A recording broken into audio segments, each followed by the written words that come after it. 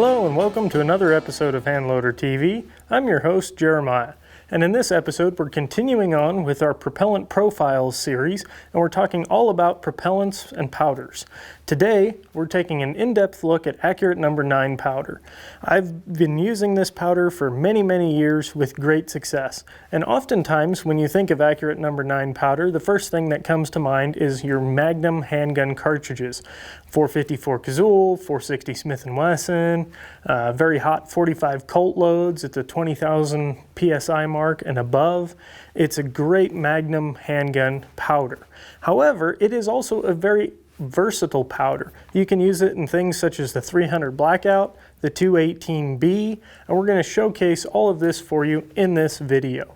So starting out, we have covered several different Accurate powders, and the first Accurate powder that we covered, I'd encourage you guys to check out that video. It's in our playlist on the Propellant Profiles series we're doing, and we cover the entire history of the Accurate powder company. And it started somewhere around 1979, if memory serves me correct. Check the video to confirm that. But at the time, you could order Accurate powder for about $27 for an 8-pound jug shipped to your door, which is pretty interesting. They used to advertise that heavily in the outdoor magazines back in the day. But Accurate No. 9 here has a very rich history. So let's go ahead and dive into that a little bit. It started out being manufactured in Israel by IMI, Israeli Military Industries. And then production eventually shifted over to Lovex and Explosia in the Czech Republic. And it was manufactured over there for quite some time as well. And then manufacturing was again switched over to PB Clermont in Belgium. And they manufactured a lot of Ramshot and Accurate powders back in the day. And things have come full circle now, and Accurate No. 9 is currently being manufactured in St. Marks, Florida, at the powder company there, which is owned by Olin Corporation. And so this powder is now being made right here in the good old USA. So be careful with your load data with Accurate No. 9 because the formula has slightly changed over the years with all these different places that Accurate No. 9 has been manufactured. So you want to use the most current and up-to-date load data. We offer load data on our website, loaddata.com. Highly encourage you guys to check that out. And Hodgdon actually just recently revamped their reloading data center online on their website, and they have the most up-to-date, accurate data on there. No pun intended. So, rolling right along here, let's go ahead and take a close look underneath the microscope here at Accurate No. 9 powder, and we'll talk about some of its traits, characteristics, and applications. So as stated earlier, Accurate No. 9 powder has been manufactured all over the world. However, in spite of that, with all our testing we've conducted throughout decades of working with Accurate No. 9 powder, we've only seen a lot-to-lot variation, less than 3%, averaging out to about 1.3 to 1.5% lot-to-lot variation with this powder, which is worth noting, and it's pretty dang good. Overall, Accurate No. 9 powder, the composition of it is a double base spherical powder that contains about 85% nitrocellulose and about 10% nitroglycerin. That's why it's a double base powder. It has that nitroglycerin in there. The bulk density here of the powder is about 0.935 grams per cubic centimeter. And over the years, the actual granules, if you take an up-close look at this underneath the microscope here, the granules have actually changed a little bit, and that bulk density number has changed throughout the years, and depending upon where Accurate No. 9 was being manufactured for that given year. And looking at the granules here, we can see that they're extremely small, and there is indeed some spherical flakes in there, looking closely at it.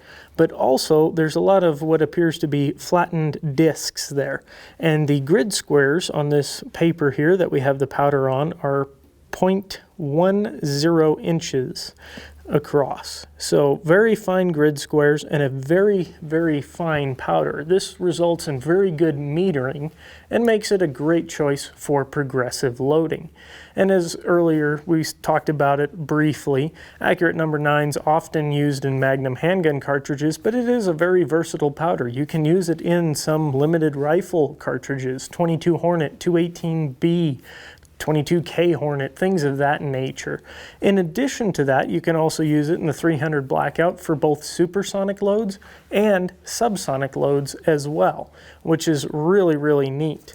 And in our testing, we've actually developed our own burn rate chart. So taking a look at the burn rate chart, we can see exactly where Accurate number 9 falls into place. It is slower than 2400, Alliant 2400 powder, but it is a little faster than Little Gun and H110.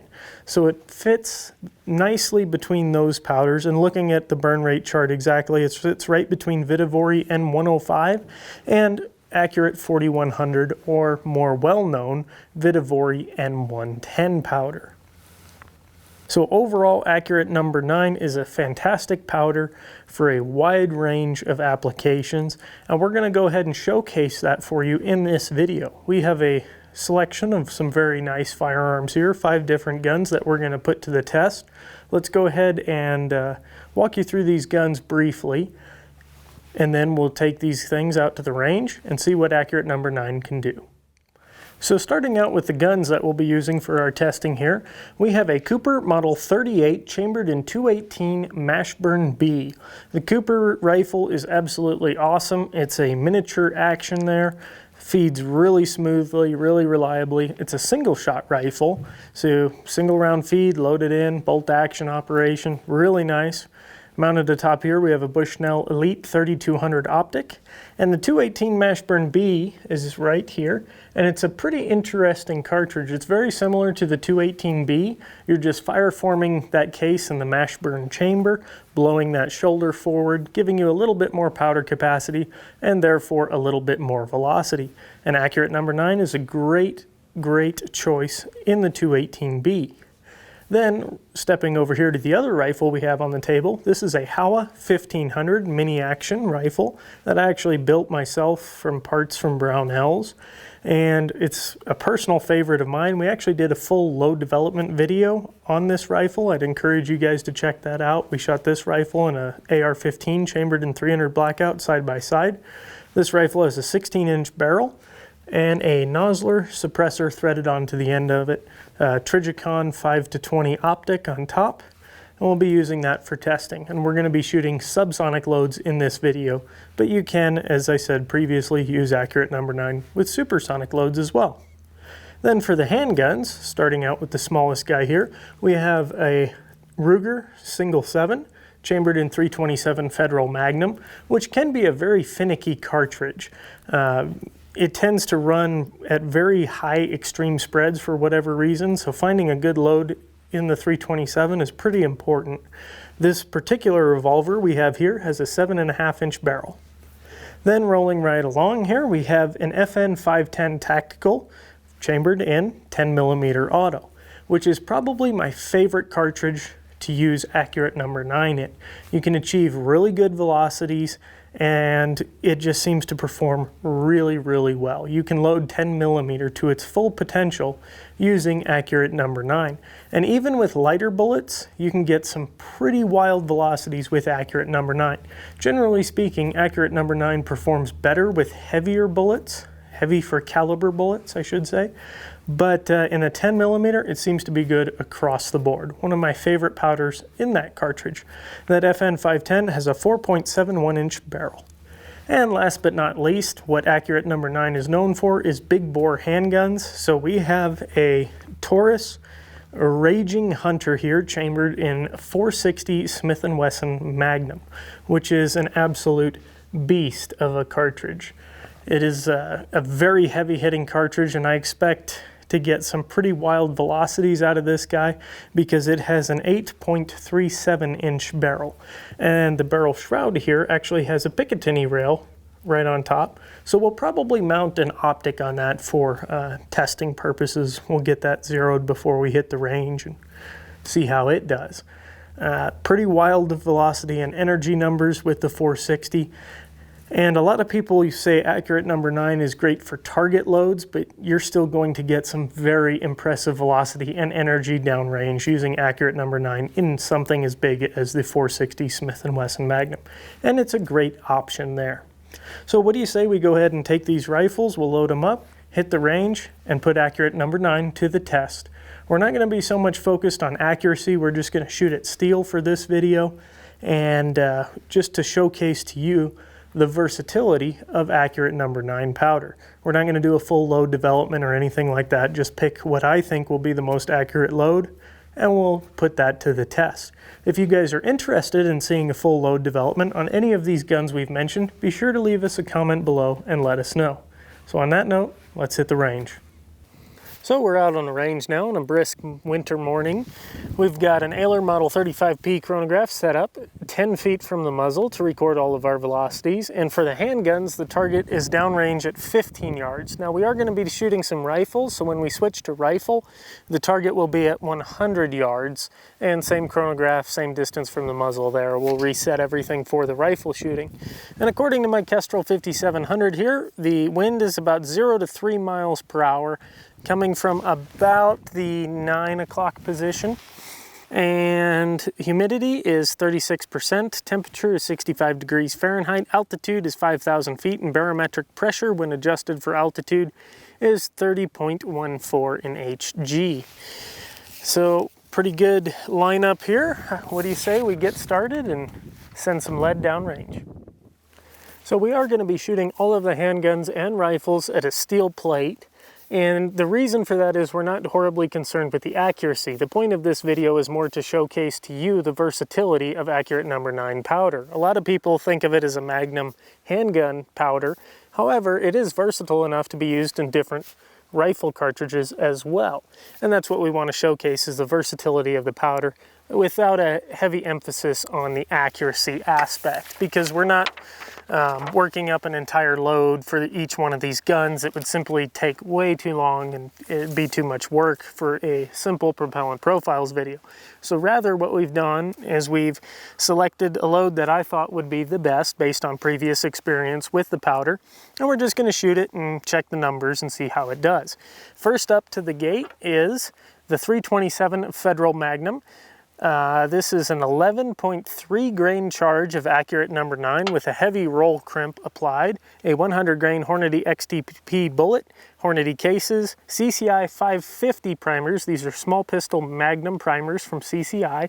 It will aid in extreme spreads and just offer a little bit more consistent ignition with accurate number 9 powder.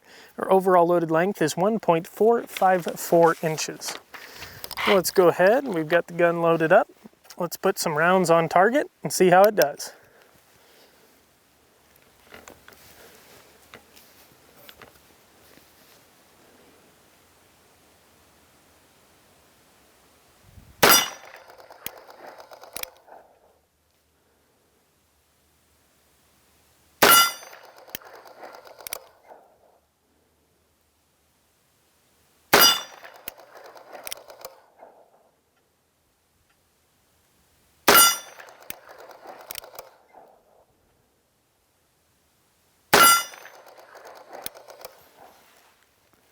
Adjusted my hold a little bit to kind of put them more in the center, but not too shabby there for the 327 Federal.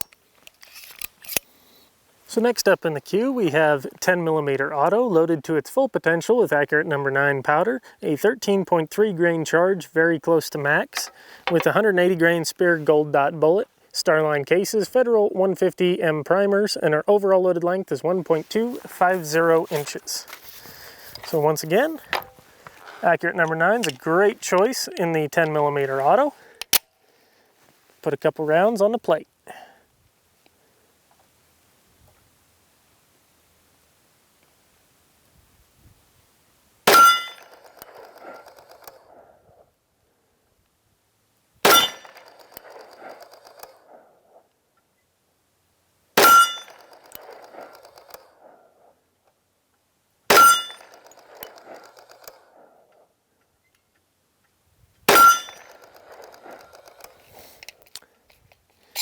Yeah, these FNs come pretty nicely zeroed right out of the box.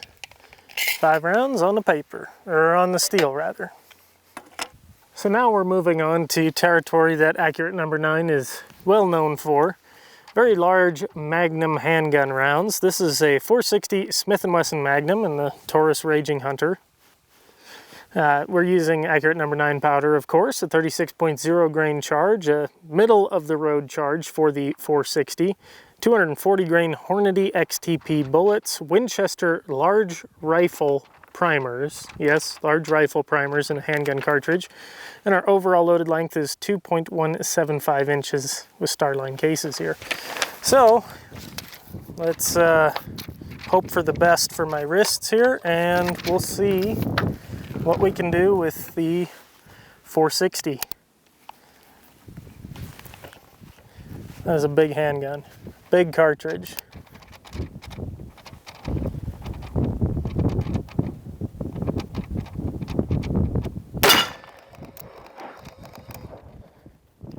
Not a very good zero on our dot here. I'm going to adjust my hold a little bit.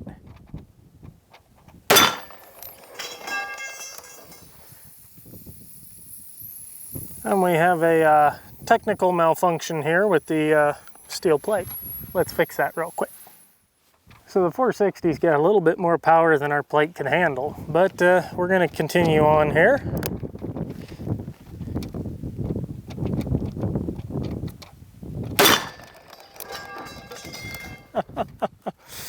Oh yes,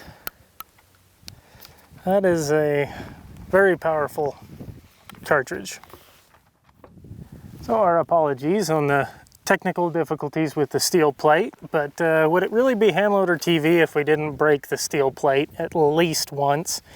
We've driven a few stakes through the legs, so hopefully it'll stay up now, but let's send another round and find out.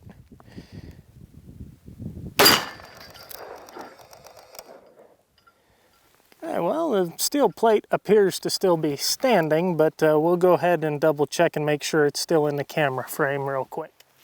So once again, we've reset the plate, and we're going to put our 5th and final shot with the 460 on there. I guess our reinforcing did not help as much as I had hoped. All right, here we go.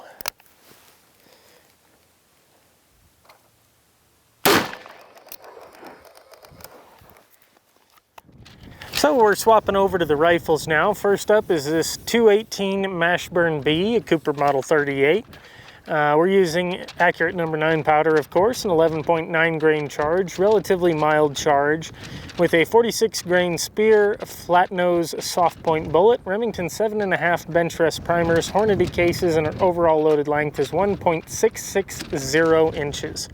It's a really fun and interesting little varmint cartridge, the 218 Mashburn B, very similar to the 218B, but kind of like an Ackley improved version almost.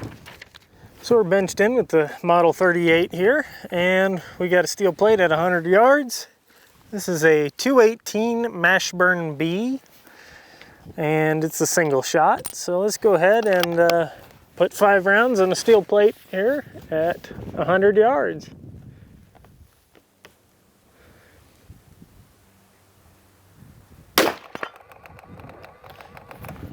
That looks like that hit just on the right edge. There's a little bit of wind that has picked up. It's blowing about, according to the Kestrel last I checked, about 8 to 10 miles an hour from our left to right. So from our 9 o'clock to 3 o'clock.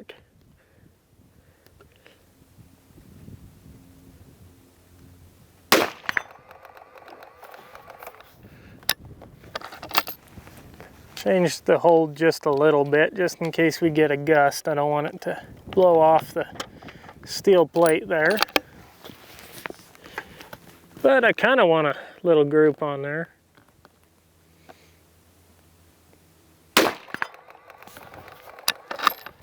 Something that at least resembles a group.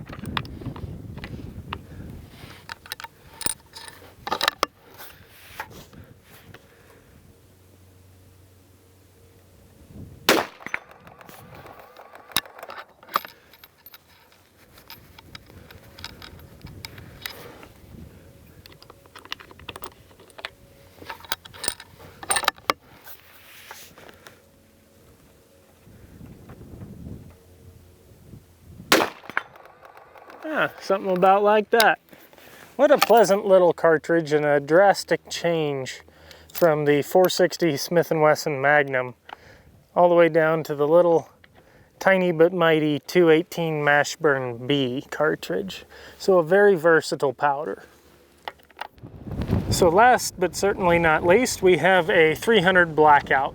This is a Howa 1500, and we're using, of course, accurate number 9 powder, an 8.3 grain charge with 225 grain Hornady ELDM bullet, Winchester small rifle, primers, Barnes cases, and our overall loaded length is 2.260 inches. And accurate number 9 powder in the 300 Blackout works pretty good, and it is suitable for use with either supersonic or subsonic ammunition, which is very nice. So this should be subsonic for the most part.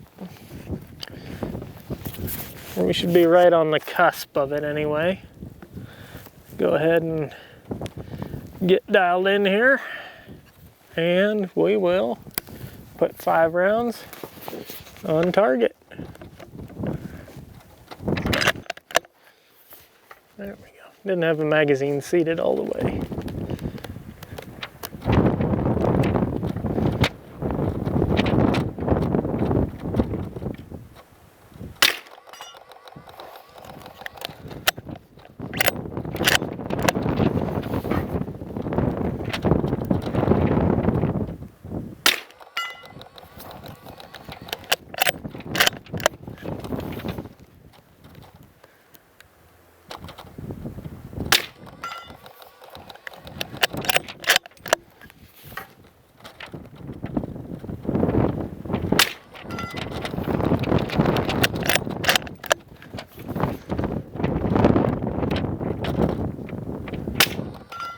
Oh, that is just such a satisfying sound. And hit a little bit high at first, but then I adjusted the hold a little bit further down, and I had a nice reference point there. So yeah, anybody that shoots a lot of 300 Blackout subsonic knows that that's a pretty decent group at 100 yards for the 300 Blackout with subsonic. So very pleased with that, and very quiet and pleasant. Really don't even need these ears if I didn't want to.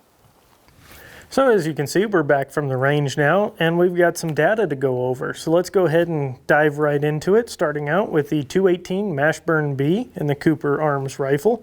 Using an 11.9 grain charge of accurate number 9 powder, the starting charge is going to be at about 10 grains, and the maximum charge is going to be somewhere around 12.1, 12.2 grains with this particular cartridge, using a 46 grain Speer flat nose soft point bullet. We got a pretty good velocity average of 2,721 feet per second, rather high extreme spread of 93, but I kind of attribute some of that to the brass. This is only their second firing. They were fire formed and then loaded and then fired for this video here. So sometimes after it takes a couple of firings for that brass to kind of settle down, but overall still not bad results for just picking a random load in the 218 Mashburn B. Then we went ahead and swapped over to the 300 Blackout, which offered very impressive performance with an average velocity of right at 1,100 feet per second. Very respectable there, using an 8.3 grain charge of accurate number 9 with a 225 grain Hornady ELDM bullet. It was right there at the speed of sound, and it performed very well with a decent group, if I recall correctly, on the steel once I adjusted after that initial shot. Then we swapped over to the handgun, starting out with the 327 Federal Magnum. We have a starting charge of 10 grains and a maximum charge of 11.5 grains of accurate number 9 powder. For the video, we used an 11.3 grain charge, and we got an average velocity of 1,426 feet per second, and that's using a 100 grain Hornady XTP. That little bit longer barrel on that guy, that 7.5 inch barrel, actually allowed us to achieve a little bit higher velocity using accurate number 9 powder, which is a great representation of how well accurate number 9 powder does with just a little bit longer barrel. You really get to take advantage of the burn rate of the powder with a slightly longer barrel in most cartridges. And using a heavy for caliber bullet doesn't hurt either. Next up, we used the 10mm auto, that FN510 tactical there. We got outstanding results, and you can see, looking at the data here, why Accurate number 9 is my favorite powder in the 10mm auto. We used a 13.3 grain charge, which is very close to max of 13.5 grains. That's your max charge. Your starting charge would be somewhere around 12.2 grains with this particular 180 grain Spear Gold Dot bullet. We get a standard deviation of 4 and an extreme spread of 12, which is absolutely outstanding. The average velocity was 1,233 feet per second. Nothing to sneeze at there with a 180 grain bullet in the 10mm, and we still have a little bit of wiggle room to work there as far as velocity and charge weight go. Then we stepped it on over to the big boy, the 460 Smith & Wesson Magnum, which completely destroyed our target there that we had. We had to reset it after nearly every shot, if I remember correctly. It's just a powerhouse of a cartridge. So we used a 36 grain charge of Accurate number 9, which is actually a middle of the road charge according to most data sources. The start charge is 34 grains and the maximum charge is supposed to be 38 grains. The estimated velocity, it was about 2,000 feet per second, and we pretty much got that a little bit over 2,000 feet per second. Decent standard deviations, decent extreme spreads there. And one interesting note with the 460 Smith & Wesson is that we used Winchester large rifle primers in it. That cartridge actually uses large rifle primers instead of large pistol primers because of the pressures it operates at. It is a very powerful handgun, as I'm sure you witnessed from the range footage. But overall, we got very good results with Accurate number 9 powder, and I'm very pleased with that. And it really just goes to show you how versatile this powder is. In closing out this video, we hope that you learned something about Accurate number 9 powder, and if you liked what you saw, I'd invite you to give us a thumbs up and let us know, and be sure to hit that subscribe button along with the bell icon so you're notified when we post our next video. Accurate number 9 is a very versatile powder. It has a wide range of applications and has long been known to perform well in cartridges such as the 357 SIG, the 357 Magnum, the 41 and 44 Magnums, all the way up to the 460 Smith & Wesson, 500 Smith & Wesson, 475 Linebaugh, 480 Ruger, things of those nature, and of course some rifle cartridges as well. So a very versatile powder, and hopefully we did a good job showcasing that for you today. As always, if you have any questions, you want to learn more about these rifles, would like to see a load development being done on one of these rifles or handguns, be sure to leave those in the comments below. We take those very seriously. We read every one of them, and we do our best to respond to every one of those too. It's difficult as we continue to grow, and there's a lot of people commenting, but we love it, and the comment section is a place where people can come to learn and hear from other people and share experiences. And I think that's something that is unique to our channel. So thank you so much for your support. Thank you for watching this video. Again, we hope you enjoyed it, and I will catch you guys in the next episode.